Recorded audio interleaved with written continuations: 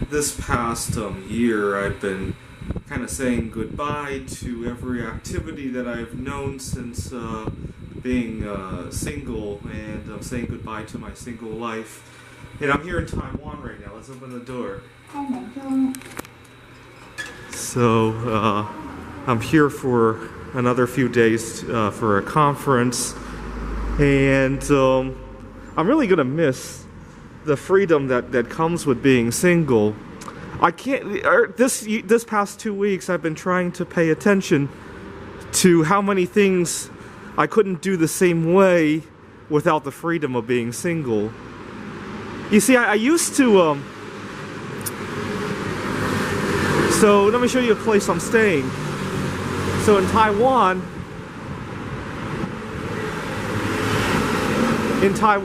it's not uncommon for a hotel to occupy a floor of what is mostly a office building. I'm staying at Homie Hostel in Taipei, and I hope this turns out well because there's a lot of noise here. I used to naively, every time I would come out here, stay with my grandparents in Taipei, but I came to realize how frustrating it is when other people seem to know how you want to enjoy your vacation more than you do yourself. So when I would stay with my grandmother, she would get very concerned about my eating habits. She thinks I eat way too much, but it's once or twice a year that I eat very much for a few weeks. I mean, I make up for that the rest of the time. I actually made a video about this a few weeks ago. I don't do it to the extreme that I wish I could, but and then one time I had gone to take a shower at my grandmother's house, and I didn't want to turn on the lights because it's an unfamiliar shower, and I just didn't want to see the inside of it. Nothing wrong with her. I mean, I'd do that at anybody's shower, not just my grandmother's.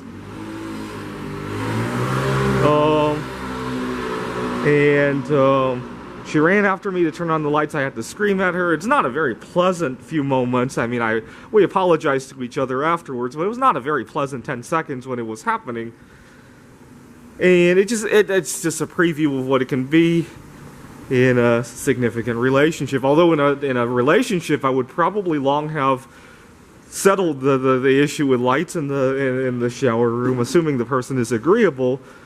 I know if it were my mother, she would forget in like 5 minutes. You know, she's very agreeable when we talk about it, but then she forgets. She has other things on her mind. It's I can understand why she doesn't put a high priority to it. But even here in the hostel, a couple days ago, I was getting ready to get something to eat, and I was looking for eating utensils, and I was kind of stressed out. It was just before the conference, and I just wanted to look for the utensils for 2 minutes, and this guy just really helps me out to look for it. And you know, I didn't appear very I mean, I probably did say thank you, but I wasn't very thankful because I actually wanted to take a 2-minute break to look for utensils. I know it sounds so odd, but little things like that, little freedoms like that, really highlight the fact that I'm saying goodbye to all this, and it's a leap of faith. You know, this isn't the first time I had this sentiment. 5 years ago, there was another girl involved in my life. I had an ulterior reason for wanting to marry her, though.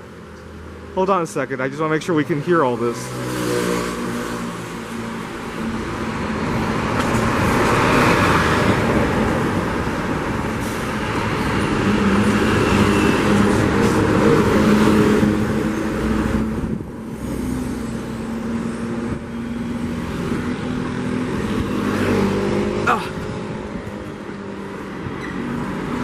So 5 years ago, there was another girl in my life, and we had talked about getting married, but eventually we discovered that we had a disagreement about a major aspect of marriage, and it just wouldn't work out. And that was a shame, because that was the only thing we disagreed on. I'll get to what it is. We had known each other for about 10 years at that point, and she was fascinated about my computer games. I had been writing computer games for 3 years at that point. And aside from all the other things that fit, there was an ulterior motive on hand too. I wanted her citizenship. See, I live in Seattle, Washington, and there's a lot of Asians there, and sometimes it can get tricky. I was working for a tech giant at the time, and I had a bunch of coworkers and a manager. They were all Asian. I think that some of them were from China, the rest were from Taiwan. And I just found that work environment especially tricky because people would treat me like a family member. And you would think that would be nice if your boss treats you like a family member. It isn't. It isn't, I can tell you that. I mean, it's too fluid. It's too fluid. It's hard to get a to get any anchors to negotiate at work when everything is so fluid. It's like family. There was another time, not at this company, another one. My manager was Korean. And we were talking about a bonus, and I think money was tight at the company, and my manager, can you believe it? He said that I'm not going to say what company it is because I don't want. I think he thought better of it eventually, and I'll give him credit for that. But at the time, he said, Andrew, you're a single guy. You know, if we give you a bonus, it's all going to go to taxes anyway. Why don't we save it until you get married? He literally said that. I mean, not those exact words, but something to that effect. And I had to pretend to not understand what he was saying. I was like, what do you mean? You know, as if I didn't understand tax code. But sometimes things get so slippery. And so after that, I really wanted to leave the country. You know, I have a lot of troubles like that here in the United States. I mean, yeah, I'll have even more troubles in a foreign country, but at least in this country that we're talking about, I'll be able to retire, and I can deal with that outside of work instead of at work. Hold on a second, it's really noisy here. I want to get Taiwan in here because I'm saying goodbye to Taiwan. And then I mentioned yesterday I was here in Taiwan. I went to a night market. And over in the U.S., people are just so closed up. They just want to hide in their apartment and pretend it's like a jail, and not the kind of lifestyle that I like. I mean, even when I go north to Canada or south to Mexico, things change considerably. There's a lot more interaction.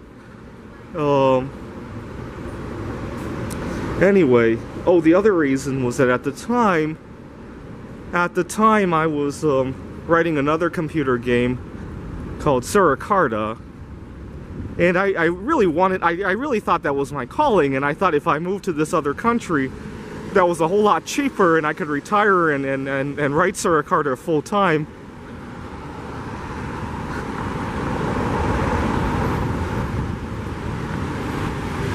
Hold on.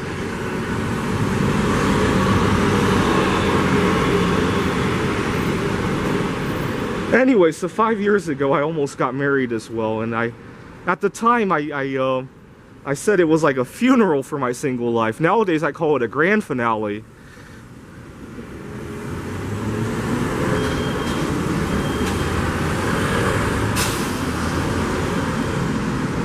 So I call it my single life grand finale right now. My coworker, when he heard about it, he said I was going on a honeymoon with myself. Like, which is kind of funny because it's at the end of the relationship that I go.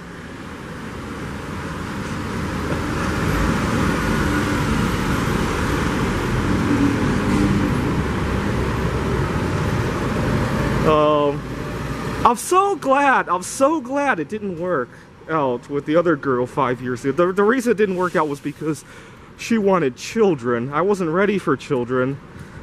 She's a lot older than me, and I wasn't ready for children. I mean, I do want to eventually have children because I'll need somebody to continue my computer games where I leave off, but just not yet.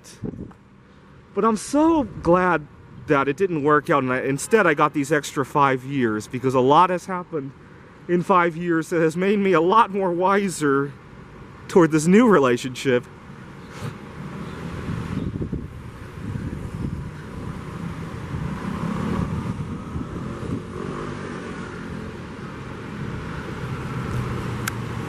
So the reason for the word grand finale is that 2 years ago, I was watching the space shuttle, the space mission Cassini go into its grand finale and dive into the atmosphere of Saturn. And I remember thinking that someday when I'm terminally ill and I have a few months to live, you know, I could still get something out of it, just like Cassini. You know, I was 8 years old when one of my grandparents passed away. Oh, I didn't really... My cousin and I went to his funeral, but we really didn't appreciate the concept of death. And it wasn't until I was 25 when I lost the other grandpa. But he was ill for some time before dying.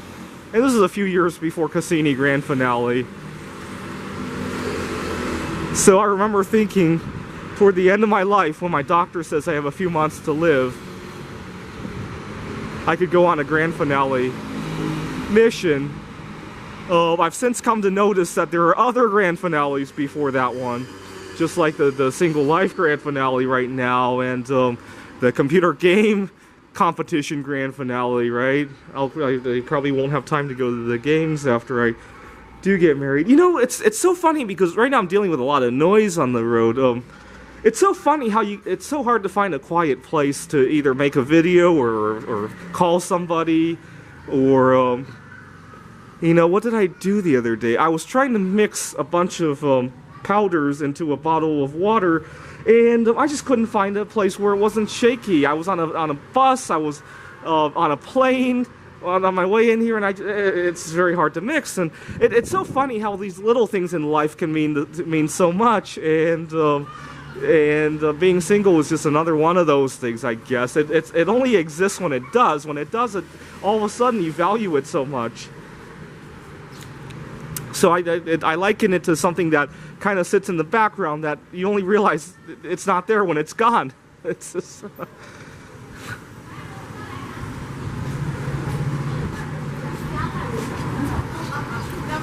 Yeah, a few nights ago I went to the Taiwan International Conference Center because I had been lucky there a few years ago, and I wanted to bring that good luck to both the game conference right now and the marriage.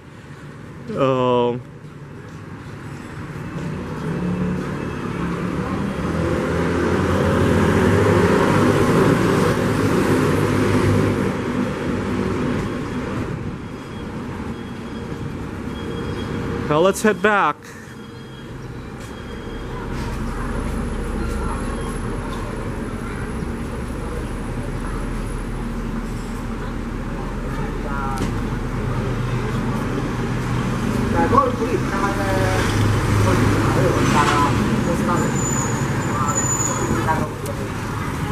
Yeah, what was really sad was last year I was in Tokyo, and I had to change my flight because I came to find out I couldn't go through China because there were some issues there. But I went through Tokyo, and I stayed overnight. I stayed overnight in an internet cafe over in Tokyo, and then the next day, as I was going to the airport and I went through security and all that, I looked back at Tokyo. I was like, oh my god, one day I'm going to fly out of here and it will be the last time, and I won't even know it's the last time I'm seeing Tokyo. And that just hit me like a ton of bricks. That one day, it might have even been that trip. I don't know, because I don't have any plans right now to go back to Tokyo. It just really hit me like a ton of bricks that one day I'm going to leave Taipei, I'm going to leave Tokyo, I'm going to leave any other country, right? And it will be the last time I ever see that country. And I won't even know it's the last time that I see that country, unless I specifically tell myself, oh my god, I don't want to ever go there again. And in that case, I won't care that it's the last time I go to that country, right? Wow. It's saddening that we're constantly saying goodbye to things, whether we know or not. And it's saddening that a lot of things aren't being enjoyed until they're gone. So I first realized how lucky I was to be single almost 10 years ago now. I had just broken up with a girl who was taking advantage of me, and I had lost most of my life savings. Well, most of my life savings up to that point, which wasn't a lot to begin with. And I had gone to, after we broke up, a few weeks after we had broken up, there was this coin show that I wanted to go to. And I didn't know, I almost didn't know how to go to that coin show because I had taken the girl to the coin show so many times before. And I almost didn't know how to go to that coin show, to make a long story short. And I went because I remember thinking my life is a mess. What more do I have to lose? Maybe I'll meet somebody there, or maybe I'll have one last coin show before I die, right? I remember thinking it in those terms. And I went and I had a good time, and I almost forgot the girl wasn't there.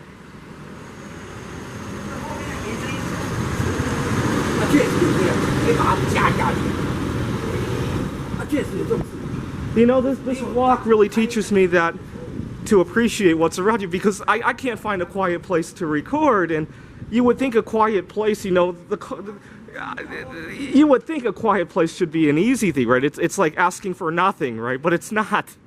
So that kind of teaches me about how the relationship goes.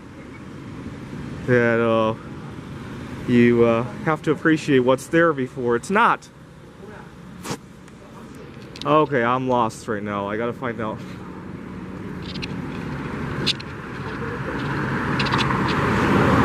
Give me a second. I gotta find out where I am.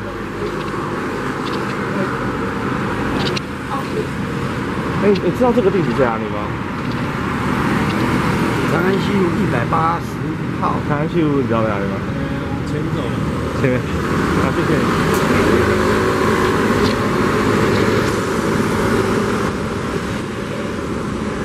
Anyway, so I went to that coin show. That was, wow, that was almost 10 years ago now. And when I came back to the, I was working on my PhD at Rochester Institute of Technology at the time. When I got back to the campus, I told my classmate, because my classmate, he's from Libya. And so obviously they have very different views on relationships and marriage. And I told him that I was a solosexual now, which he was accepting of. I was surprised he was accepting of that. What really cemented the relationship was that later that year, I discovered I could do all sorts of fun things without the girl, with or without the girl, let's put it that way. And on a Friday night when I would go out on one of these dates, I realized, oh my God, I could go do things that are twice as expensive now because I'm only paying for myself.